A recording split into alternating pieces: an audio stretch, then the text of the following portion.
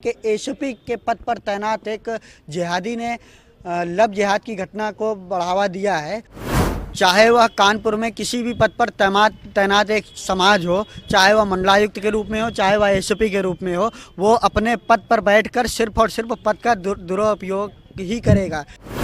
भैया अब तक उसके घर के अगर वो उस कृत्य में शामिल भी ना हुआ होता और साक्ष्य भी उसके खिलाफ ना मिले होते, तब भी उसके घर के दरवाजे तोड़ दिए गए होते।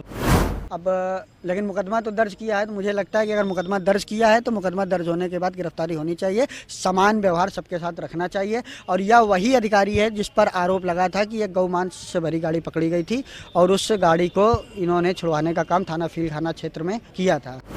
कानपुर को जिस तरीके से जिहाद का गढ़ बनाने का प्रयास जिहादियों द्वारा किया जा रहा है, उसी के निमित्त चाहे वह कानपुर में किसी भी पद पर तैनात एक समाज हो, चाहे वह मंडलायुक्त के रूप में हो, चाहे वह एसपी के रूप में हो, वो अपने पद पर बैठकर सिर्फ और सिर्फ पद का दुरुपयोग ही करेगा, क्योंकि उसकी मानसिकता में जिहाद बसा हुआ है। जिस तरीके से कानपुर की यह घटना एक घटित हुई है कि एक दलित हिंदू छात्रा के साथ में एक एसपी के पद पर तैनात एक जिहादी ने लव जिहाद की घटना को बढ़ावा दिया है, उसी के खिलाफ कानपुर पुलिस ने मुकदमा भी लिखा है। लेकिन कानपुर के हिंदू समाज का दर्द यह है कि अभी तक उसकी गिरफ्तारी सुनिश्चित नहीं हुई है, जबकि माननीय उच्चतम न्यायालय की यह गाइडलाइन है कि मुकदमा दर्ज होने के तुरंत बाद गिरफ्तारी सुनिश्चित होनी चाहिए। हम शासन से भी आग्रह करेंगे कि इस आरोपी की तत्काल प्रभाव से इसकी बर्खास्त किया जाए। और जिस तरीके से यह मुकदमा दर्ज होने के बाद भी पीड़ित परिवार से एक दो बार मिलने गया, जो अभी तक सूचनाएं सुनने को आई हैं, तो यह उस परिवार को किसी भी तरह से दबाव और प्रभाव में अपने ना लेने पाए, इसका भी कानपुर प्रशासन ध्यान दे और उसकी जो गिरफ्तारी वह तुरंत सुनिश्चित करे। क्योंकि मुकदमा कानपुर पुलिस की तरफ से दर्ज किया गया है और वह कानपुर कमिश्नरी में तैनात भी था, और तैनात होने के बाद अगर वह खुला घूम रहा है और अपने ऑफिस में जा रहा है, आ रहा है, और अपराधी कानपुर पुलिस ने स्वयं उसको बनाया है, तो कहीं ना कहीं एक प्रश्न चिन्ह पुलिस की कार्यप्रणाली पर भी उठाता है। भैया अब तक उसके घर के अगर वो उस कृत्य में शामिल भी ना हुआ होता और साक्ष्य भी उसके खिलाफ ना मिले होते, तब भी उसके घर के दरवाजे तोड़ दिए गए होते, मुझे ऐसा लगता है।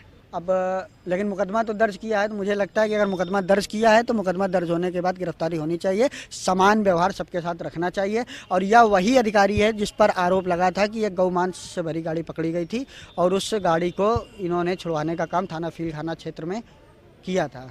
कुछ नहीं होता। जिस तरीके से जब भी किसी हिंदू बहन बेटी पर कोई बात आती है तो हम सब हिंदू समाज एक साथ खड़ा होता है, उसी तरीके से अगर नहीं होता है तो हम लोग भी आंदोलन का रास्ता चुनेंगे। संवैधानिक रूप से जिस तरीके के भी आंदोलन हो सकते हैं उस तरीके के आंदोलन करेंगे। और मुझे लगता है कि माननीय मुख्यमंत्री जी की सरकार है, योगी आदित्यनाथ जी बैठे हुए हैं, अगर उन तक यह मामला गया होगा तो उन्होंने तत्काल इस पर कार्रवाई करने को दिया। और मुझे ऐसा लगता है कि अभी तक उनसे भी बातें छुपाई गई हैं। हम कहीं ना कहीं कानपुर के जो जनप्रतिनिधि हैं उन तक यह बात पहुंचाकर उनसे आग्रह करेंगे कि आप मुख्यमंत्री तक बात पहुंचाएं, या हम सभी प्रयास करेंगे मिलकर कि माननीय मुख्यमंत्री तक बात पहुंचे और तुरंत तत्काल प्रभाव से गिरफ्तारी सुनिश्चित हो। मैम, एक जो एसपी हैं कलेक्टरगंज के, उनके ऊपर एक रेप आरोप लगा है, पीएचडी छात्रा लगा है।